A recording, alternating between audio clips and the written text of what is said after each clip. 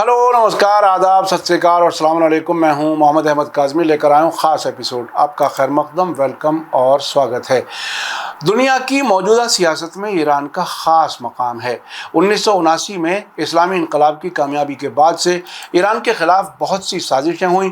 सरकार बदलने के लिए करोड़ों डॉलर खर्च किए गए। 1980 में इराक के सदर सद्दाम हुसैन के ज़रिए जंग थोपी गई, जो 8 साल तक चली। उसके बाद भी साजिशें जारी रहीं, लेकिन हाल ही में इजराइल और अमेरिका के ज़रिए थोपी गई 12 दिन की जंग के नतीजे में जिस तरह से जंगबंदी के लिए ईरान की तमाम शर्तें मानी गईं, उससे साफ हो गया है कि अब ईरान को किसी जंग में हराना नामुमकिन हो गया है। ईरान की इस कामयाबी के लिए ईरानी फ़ौज और अवाम के साथ साथ ख़ास क्रेडिट जाता है supreme leader Ayatollah Syed Ali Khamenei को, जिन्होंने हर कदम पर रहनुमाई की। 2 दिन पहले शिया मुसलमानों के 8वें इमाम अली रज़ा अलैहिस्सलाम की शहादत की याद में तेहरान में होने वाली मजलिस में आयतुल्लाह ख़ामेनेई ने अपनी तकरीर में बहुत ही अहम मामलात पर रोशनी डाली। उन्होंने हालिया जंग में मिलने वाली कामयाबियों और उसके असबाब और इलाके और दुनिया के हालात पर खुलकर बात की। आज के इस एपिसोड में हम आपको आयतुल्लाह सैयद अली ख़ामेनेई की ये तकरीर उर्दू ज़बान में पेश कर रहे हैं, इसलिए आखिर तक ज़रूर देखें। उनकी तकरीर हमेशा बहुत अहम होती है। अगर आपने अभी तक media star world YouTube channel subscribe नहीं किया है तो सब्सक्राइब कर लें और घंटी दबाना ना भूलें, ताकि हमारी हर नई वीडियो का नोटिफिकेशन आप तक पहुंच सके। आइए देखें ईरान के सुप्रीम लीडर आयतुल्लाह ख़ामेनेई ने क्या कुछ कहा है। बिस्मिल्लाहिर्रहमानिर्रहीम, अल्हम्दुलिल्लाहि रब्बिल आलमीन, वस्सलातु वस्सलामु अला सय्यिदिना व नबिय्यिना अबुल क़ासिम अल मुस्तफ़ा मुहम्मद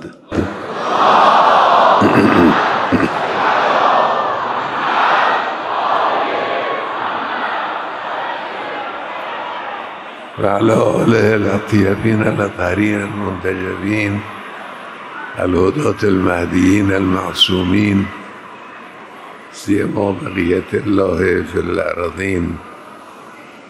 मैं ताज़ियत पेश करता हूँ वली नेमत तमाम आलम वजूद की, बिलखसूस हम ईरानियों की, इमाम रऊफ़ अली इब्न मूसा रज़ा अलैहिस्सलातु वस्सलाम की शहादत पर। ये नशिस्त भी उन्हीं बुज़ुर्गवार की इनायत थी कि तौफ़ीक़ नसीब हुई और हम ये नशिस्त, ये मुलाक़ात, ये गर्म और पुरजोश महफ़िल मुनक़िद कर सके। एक जुमला इमाम रऊफ़ हज़रत अबिल हसन अर-रज़ा अलैहिस्सलातु वस्सलाम के बारे में अर्ज़ करता हूँ और एक जुमला मौजूदा अय्याम के जारी मसाइल के बारे में अर्ज़ करता हूँ। हज़रत अली इब्न मूसा रज़ा अलैहिस्सलाम की ज़िंदगी में बड़े बड़े वाक़यात बारहा पेश आए हैं कि इनमें से एक वाक़या इन बुज़ुर्गवार का मदीने से तूस और मर्व यानी खुरासान की तरफ आना है। और भी मुख्तलिफ़ किस्म के वाक़यात इन बुज़ुर्गवार की ज़िंदगी में मौजूद हैं। जो चीज़ इस वाक़े सफ़र खुरासान का हासिल है वो अहले बैत के मकतब के लिए मुनाफ़े व फ़वाइद का एक मजमुआ है। यानी ये सफ़र अगरचा एक जबरी सफ़र था। अगरचा वो बुज़ुर्गवार अपनी मर्ज़ी से खुरासान की तरफ रवाना नहीं हुए थे, लेकिन खुदावंद मुताल ने इस सफ़र को बरकत अता की और जो वाक़यात पेश आए, ख्वाह सफ़र के दौरान ख्वाह इन बुज़ुर्गवार की शहादत के बाद, वो बहुत बड़े और अजीम वाक़यात थे। मैं उनमें से 2 की तरफ इशारा करता हूँ। एक पहलू यह है कि मकतब अहले बैत अलैहिमुस्सलाम का गैर मामूली तौर पर फैल जाना। मकतब अहले बैत अलैहिमुस्सलाम गोशा नशीन था, मजलूम था। इमाम हुसैन अलैहिस्सलाम की शहादत के बाद शिया उस ज़माने की इस्लामी दुनिया के हर गोशा में अपनी ज़िंदगी में बेशुमार मुश्किलात का शिकार थे। जिस्मानी शिकंजा की मुश्किलात, मईशती मुश्किलात, रूही मुश्किलात। तदरीजन इमाम बाक़िर अलैहिस्सलाम के ज़माने में कुछ कम हुई, इमाम सादिक़ अलैहिस्सलाम के ज़माने में और कम हुई, हज़रत मूसा इब्न जाफ़र अलैहिस्सलाम के ज़माने में और भी कम हुई। ये हालत इंज़वा कम हुई, मुश्किलात कम हुई, लेकिन अली इब्न मूसा रज़ा अलैहिस्सलातु वस्सलाम के दौर में مکتب تشیع اسلامی دنیا میں پھیل گیا۔ جو چیز انسان تاریخی واقعات سے احساس کرتا ہے وہ یہ ہے کہ شیعہ اور مکتب اہل بیت علیہم السلام کے پیروکاروں نے اس سفر اور اس واقعے کے ذریعے ایسی روحی طاقت، توانائی حاصل کی کہ یہ روحیہ، یہ جوش، یہ جذبہ تشیع کو محفوظ رکھنے والا بن گیا۔ آج تقریباً 1200 سال اس وقت سے اب تک گزر چکے ہیں، اور دن بدن مکتب اہل بیت علیہم السلام کے پیروکار زیادہ ہوتے گئے ہیں، خواہ وہ شیعہ ہوں یا غیر شیعہ افراد جو معرف اہل بیت پر اعتقاد رکھتے ہیں کہ ہمارے پاس ایسے افراد بہت سے ہیں جو باضابطہ طور پر شیعہ بھی نہیں ہیں لیکن اہل بیت علیہم السلام کے معارف اور ان کے اصولی افکار پر اعتقاد رکھتے ہیں۔ یہ سب کچھ علی ابن موسیٰ رضا علیہ السلام کے سفر کی برکتوں میں سے ہے۔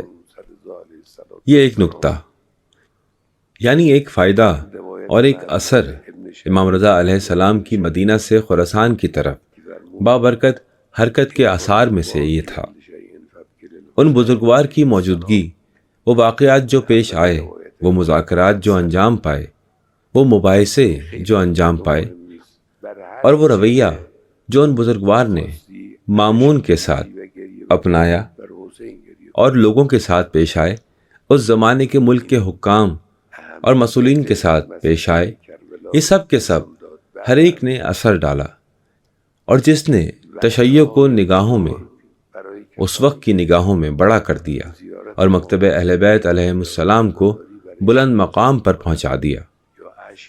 دوسرا اثر جس پر میں چاہتا ہوں تاکید کروں وہ یہ ہے کہ مسئلہ عاشورہ، واقعہ عاشورہ امام حسین کو علی ابن موسیٰ رضا علیہ السلام نے اسلامی دنیا کی سطح پر پھیلایا، یعنی خود حادثہ عاشورہ مکتب اہل بیت کے پیروکاروں میں اس لیے مشہور ہوا کہ شیعہ تاریخ میں ظلم کے خلاف جدوجہد کا پرچمدار کے طور پر پہچانے گئے۔ واقعہ کربلا ایسا واقعہ تھا جو لوگوں کے دلوں میں بٹھایا جانا چاہیے تھا۔ وہ شخصیت جس نے اس حرکت کو، اس واقعے کو ایک بھرپور انداز میں پیش کیا، وہ شخصیت علی ابن موسیٰ رضا علیہ السلام کی تھی۔ یہ مشہور روایت ابن شبیب، ریان ابن شبیب، حضرت نے فرمایا ان کنتا باکین لشیئن فابقى للحسین۔ یہ پہلی روایت ہے اور مفصل روایت ہے، بہت اہم بات ہے۔ تم نے جس پر بھی رونا ہے اور آنسو بہانا ہے تو حسین پر رو۔ یہ مسئلہ کربلا کی اہمیت کو ظاہر کرتا ہے، اور اسی روایت کے تسلسل میں اور بھی نویدیں ہیں ان لوگوں کے لیے جو امام حسین کی زیارت کرتے ہیں یا امام حسین کے لیے عزاداری کرتے ہیں یا آنسو بہاتے ہیں۔ قیامت میں یہ سب امام کے ساتھ محشور ہوں گے، ان کے ساتھ ہوں گے، اور اس طرح کی دیگر باتیں، یہ سب اس روایت میں موجود ہیں۔ جب مسئلہ کربلا بیان کیا گیا اور واقعہ شہادت امام حسین علیہ السلام سامنے آیا تو فطری طور پر یہ سوال پیدا ہوتا ہے کہ یہ بزرگوار ہستی کیوں شہید ہوئے؟ یہ سوال اسلام کے بہت سے سماجی معارف کی کنجی ہے کہ وہ کیوں شہید ہوئے۔ یہ کون سا واقعہ تھا جس کی وجہ سے پیغمبر کی رحلت کے تقریباً 50 سال بعد ایک ایسی عظیم مصیبت پیدا ہوئی اور پیغمبر کے بیٹی کی شہادت واقع ہوئی؟ یہ واقعہ، یہ حادثہ آخر ہے کیا؟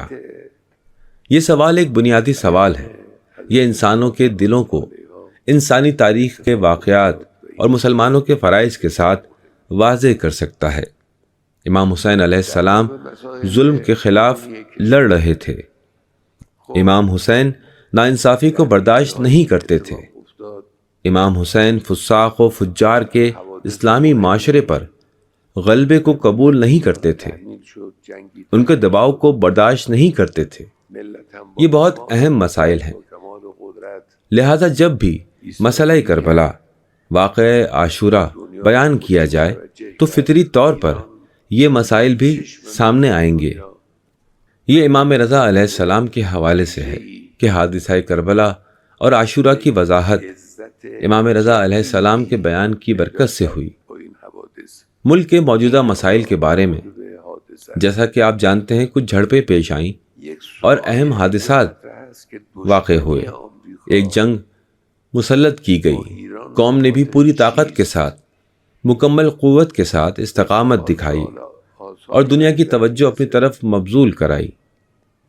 ان حادثات کے ساتھ ایران نے دنیا کے عوام کی آنکھوں میں ایک خاص اہمیت، عظمت، ایک نئی عزت حاصل کی، اور یہ سب کچھ اس واقعے سے متعلق ہے۔ یہاں ایک سوال پیدا ہوتا ہے کہ امریکہ کی ایران سے دشمنی کس وجہ سے ہے؟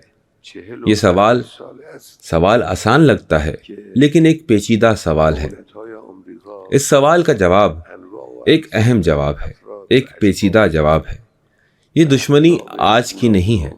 پچھلے 45 سالوں سے امریکہ کی حکومتیں، مختلف قسم کے افراد، شخصیات اور امریکی سیاسی جماعتیں جو بھی اقتدار میں آئیں، اسی دشمنی، اسی پابندی، اسی دھمکی کو اسلامی جمہوریہ ایران اور ایران کی عزیز قوم کے خلاف رکھتی آئی ہیں۔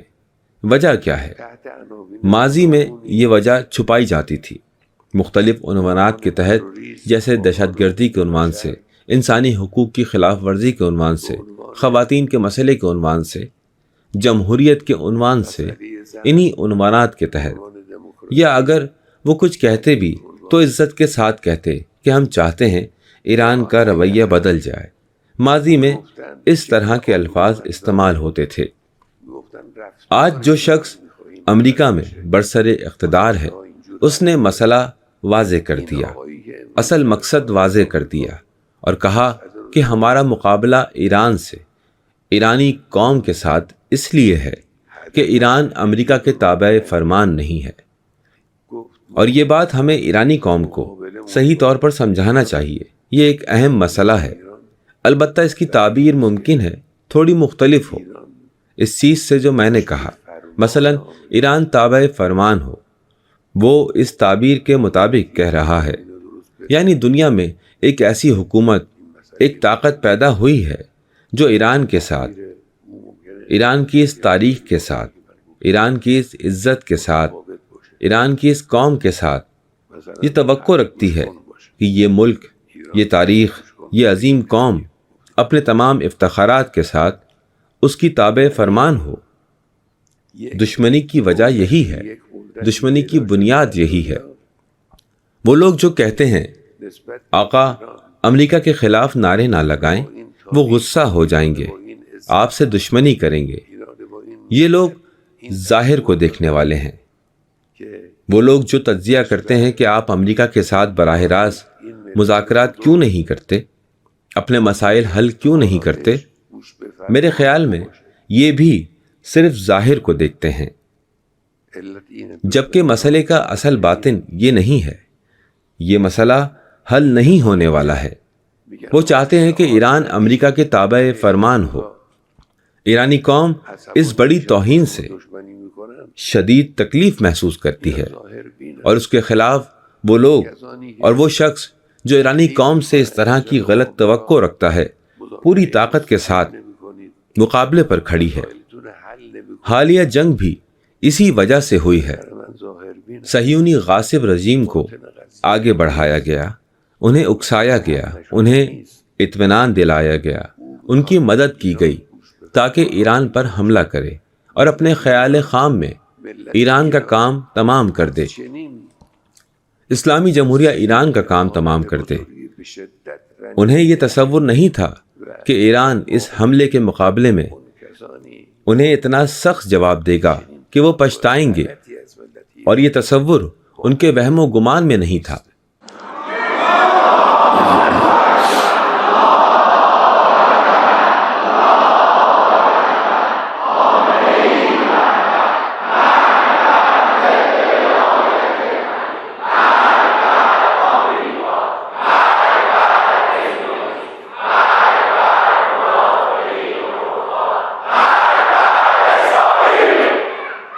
وہ لوگ سوچ رہے تھے کہ اس حملے کے ساتھ ایران کا کام ختم ہو گیا۔ دیکھیے 11 جون 2025 کو ایران پر حملہ ہوا۔ ایک دن بعد امریکہ کے چند عناصر نے ایک یورپی دارالحکومت میں اجلاس کیا اور اسلامی جمہوریہ ایران کے متبادل نظام پر بحث شروع کی۔ میں نے یہ بھی ٹیلی ویژن پر 2-3 دن پہلے سنا، لیکن یہ بات اسی وقت ہمیں اطلاع دے دی گئی تھی۔ یعنی وہ اتنے پر اعتماد تھے کہ یہ حملہ ملک میں اسلامی جمہوریہ ایران کی بنیاد کو ہلا دے گا، اتنے پر اعتماد تھے کہ یہ عوام کو اسلامی جمہوریہ ایران کے خلاف کھڑا کر دے گا۔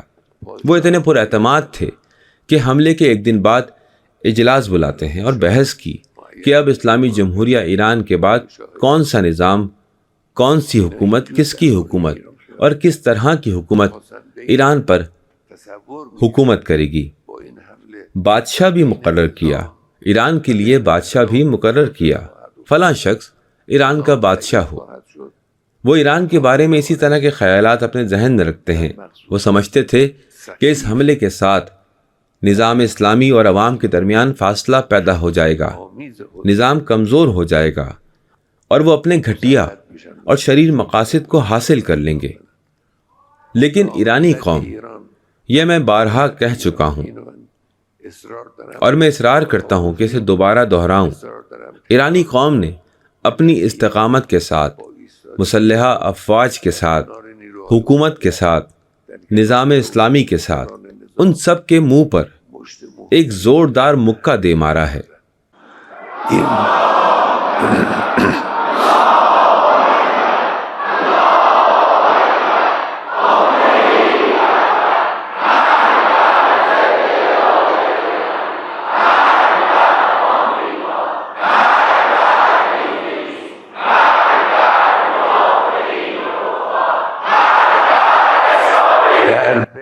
ان سب احمقوں کے درمیان جو مل کر بیٹھے تھے ایران میں اسلامی جمہوریہ کا متبادل تلاش کرنے کے لیے، ایک ایرانی بھی موجود تھا۔ اس کے سر پر خاک ہو اس ایرانی پر جو اپنے ملک کے لیے نقصان کی بات سوچے، یہود کے فائدے کے لیے، صہیونیت کے فائدے کے لیے، امریکہ کے فائدے کے لیے ان کے ساتھ بیٹھا ہے اور فعالیت کرتا ہے۔ البتہ یہ اس وقت سے پہلے کی بات تھی کہ جب تک ہماری مسلحہ افواج نے اپنی مکمل طاقت کے ساتھ جواب نہیں دیا تھا۔ یہ پہلے اور دوسرے دن تھے۔ بعد میں مسلحہ افواج نے الحمدللہ بڑے عظیم کارنامے انجام دیے، اور جائز ہے کہ ساری ایرانی قوم مسلحہ افواج کا شکریہ ادا کرے، اور ہم ان کا شکریہ ادا کرتے ہیں، اور بعد میں بھی انشاءاللہ ایرانی قوم کی طاقت اور قابلیت میں مسلحہ افواج کے ذریعے روز بروز اضافہ ہوگا۔ یہاں ایک اور نقطہ موجود ہے جس کا میں بھی ذکر کرنا چاہتا ہوں۔ وہ نتیجہ جو ان واقعات میں دشمنوں نے حاصل کیا یہ ہے کہ ایران کو جنگ یا عسکری حملے کے ذریعے گھٹنے ٹیکنے پر مجبور نہیں کیا جا سکتا۔ اسلامی جمہوریہ ایران کو ان مشینی آلات اور سخت جنگی وسائل کے ذریعے پیچھے نہیں دھکیلا جا سکتا۔ 45 سالوں سے وہ یہ کام کر رہے ہیں۔ روز بے روز اسلامی جمہوریہ ایران مضبوط تر ہوتی گئی ہے۔ انہوں نے دیکھا کہ راستہ یہ ہے کہ اندرون ملک داخلی اختلافات پیدا کیے جائیں، اندرون ملک فساد پیدا کیا جائے۔ البتہ عوامل بھی اندر موجود ہیں، صہیونیت کے عوامل، امریکہ کے عوامل ملک کے گوشہ و کنار میں موجود ہیں۔ ان کے ذریعے یا ان لوگوں کے ذریعے جو لاپرواہی کرتے ہیں، جو وہ کہتے ہیں اور جو وہ لکھتے ہیں، عوام کے درمیان اختلافات پیدا کیے جائیں اور ملک میں تقسیم اور طبقات پیدا کیے جائیں۔ آج الحمدللہ ملک متحد ہے، آج عوام متحد ہیں۔ سلیقہ اور طریقے میں اختلاف موجود ہے، سیاسی اور سماجی اختلافات موجود ہیں، لیکن نظام کے دفاع میں، ملک کے دفاع میں، دشمن کے مقابلے میں استقامت میں لوگ، عوام متحد ہیں۔ یہ اتحاد ان کے نقصان میں ہے، یہ اتحاد ان کے تجاوز اور مداخلت کو روکتا ہے۔ وہ اسے ختم کرنا چاہتے ہیں۔ اس بات کا خیال رکھیں، اہل بیان، اہل قلم، وہ لوگ جو بات کرتے ہیں، وہ لوگ جو لکھتے ہیں، وہ لوگ جو تحقیق کرتے ہیں، وہ لوگ جو ٹویٹ کرتے ہیں، یہ سمجھیں کہ وہ کیا کر رہے ہیں۔ یہ مقدس اتحاد، یہ عظیم اجتماع، یہ فولادی ڈھال عوام کے دلوں اور عوام کے ارادوں کی ٹوٹنی نہیں چاہیے۔ آج الحمدللہ اتحاد موجود ہے اور عوام کو یہ اتحاد برقرار رکھنا چاہیے۔ ملک کے ذمہ داران، خاص طور پر تینوں بنیادی اداروں کے ذمہ داران، جو آج الحمدللہ مکمل اتحاد اور ہم آہنگی کے ساتھ کام کر رہے ہیں، اسے برقرار رکھیں۔ عوام ملک کے خدمت گزاروں کی حمایت کریں، صدر کی حمایت کریں۔ صدر محنتی اور جدوجہد کرنے والے ہیں۔ ایسے عناصر جو محنتی ہوں، کوشش کرنے والے ہوں، ان کی قدردانی کرنی چاہیے۔ ملت اور حکومت کے درمیان اتحاد، نظام کے مختلف ذمہ داروں کے درمیان اتحاد، مسلحہ افواج اور عوام کے درمیان اتحاد، عوام کے مختلف افراد کے درمیان اتحاد، یہ وہ چیزیں ہیں جو پورے وجود کے ساتھ برقرار رہنی چاہیے۔ یہ میری قطعی سفارش ہے جس پر میں تاکید کرتا ہوں۔ میں علامات و قرائن سے اس طرح محسوس کرتا ہوں کہ آج دشمن کی سب سے بڑی کوشش یہ ہے کہ اس ہم آہنگی، اس یک صدائی، اس اتحاد، اس تعاون کو نقصان پہنچائیں۔ آج دشمن یہ کام مختلف طریقوں سے کر رہا ہے۔ عوام کو توجہ دینی چاہیے۔ البتہ بعض لوگ مختلف مسائل پر مختلف آراء رکھ سکتے ہیں، کوئی اشکال نہیں، لیکن اہل فکر کو توجہ کرنی چاہیے کہ ایک نیا خیال پیش کرنا جو ملت ایران کی موجودگی کو مکمل کرے، تخریب کرنے سے، توہین کرنے سے مختلف ہے۔ جمہوریہ اسلامی ایران کے بنیادی اصولوں کو تباہ نہ کریں۔ یہی بنیادی اصول ہیں جنہوں نے اس ملت کو اس طرح ترقی دی، اس ملک کو اس طرح بلند کیا، عظمت پر پہنچایا اور ایران کی ملت کو یہ قوت و طاقت عطا کی۔ یہی بنیادی اصول ہیں۔ اگر یہ بنیادی اصول مکمل کرنا چاہتے ہیں، ان میں اضافہ کرنا چاہتے ہیں، اصلاح کرنا چاہتے ہیں، اشکال نہیں، لیکن تخریب نہیں ہونی چاہیے، توہین نہیں ہونی چاہیے۔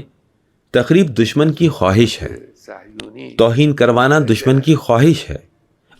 تینوں بنیادی اداروں کا تعاون، باہمی تعاون، پارلیمنٹ اور حکومت اور عدلیہ اور مسلحہ افواج اور دیگر ادارے، یہ سب جاری رہنا چاہیے۔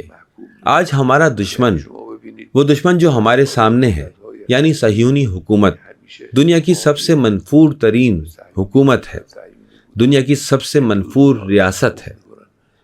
دنیا بھر کی قومیں صہیونی حکومت سے نفرت کرتی ہیں، اس سے متنفر ہیں۔ حکومتیں بھی اس حکومت سے نفرت کرتی ہیں، صہیونی حکومت سے نفرت کرتی ہیں، اس کی مذمت کرتی ہیں۔ یعنی آپ دیکھیے، مغربی ممالک کے سربراہان حکومت جو ہمیشہ صہیونی حکومت کے حامی تھے، آج اسی صہیونی حکومت کی مذمت کرتے ہیں۔ البتہ یہ محض زبانی مذمت ہے، یہ کم ہے، یہ کافی نہیں ہے۔ زبانی مذمت کا کوئی فائدہ نہیں۔ وہ جرم جو آج صہیونی حکومت کے سربراہان انجام دے رہے ہیں، میرے خیال میں تاریخ میں بے مثال ہے۔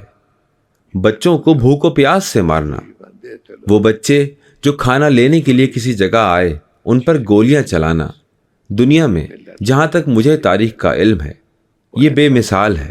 یہ جرائم قوموں کو متنفر کر چکے ہیں۔ اسی لیے غاصب صہیونی رجیم کے یہ جرائم دنیا بھر کی قوموں کو ان سے متنفر کر چکے ہیں۔ لہٰذا اس کے سامنے کھڑا ہونا ضروری ہے، اور کھڑا ہونا بھی محض زبان کے ذریعے نہیں کہ حکومتیں کہیں کہ ہم مخالفت کرتے ہیں، مذمت کرتے ہیں۔ حتیٰ کہ فرانس کی حکومت، برطانیہ کی حکومت اور دیگر بھی مذمت کر چکے ہیں۔ یہ فائدہ مند نہیں ہے۔ لاہ عمل ہونا چاہیے کہ صہیونی حکومت کو مدد پہنچانے کے راستے بند کیے جائیں، صہیونی حکومت کی مدد کے تمام راستے بند کیے جائیں۔ وہ کام جو آج یمن کے بہادر عوام انجام دے رہے ہیں، یہ ہے وہ درست کام۔ درست کام یہی ہے۔ اس جرم کے سامنے جو صہیونی حکومت کے سربراہ کر رہے ہیں، کوئی راستہ نہیں ہے سوائے یہ کہ ان کی مدد کے تمام راستے مکمل طور پر ہر طرف سے بند کر دیے جائیں۔ ہم البتہ ہر اس کام کے لیے جو اسلامی جمہوریہ ایران کے لیے ممکن ہے، ہر اس کام کے لیے جو ممکن ہو، مکمل آمادگی رکھتے ہیں اور امید کرتے ہیں کہ انشاءاللہ خدائے متعال ایران کی ملت کی اس حرکت، دنیا کے حق خواہوں کی اس حرکت کو برکت دے اور اس مہلک کینسر کو جڑ سے مٹا دے اور انشاءاللہ مسلم اقوام کو بیدار کرے اور ایک دوسرے کے ساتھ متحد کرے۔ السلام علیکم ورحمۃ اللہ وبرکاتہ۔ میڈیا اسٹار ورلڈ کی آج کی پیشکش کیسی لگی کمنٹس میں ضرور لکھیں۔ تھینک یو، دھنیہ واد، شکریہ، جے بھارت، جے ہند۔ میڈیا اسٹار ورلڈ کی اور ویڈیو دیکھنے کے لیے ہمارے چینل کو سبسکرائب کریں اور سیدھے نوٹیفیکیشن پانے کے لیے بیل آئیکن دبائیں۔ اور اگر ہماری خبر سچی اور اچھی لگے تو اپنے واٹس ایپ، انسٹاگرام، فیس بک اور ٹویٹر اکاؤنٹ پر ضرور شیئر کریں۔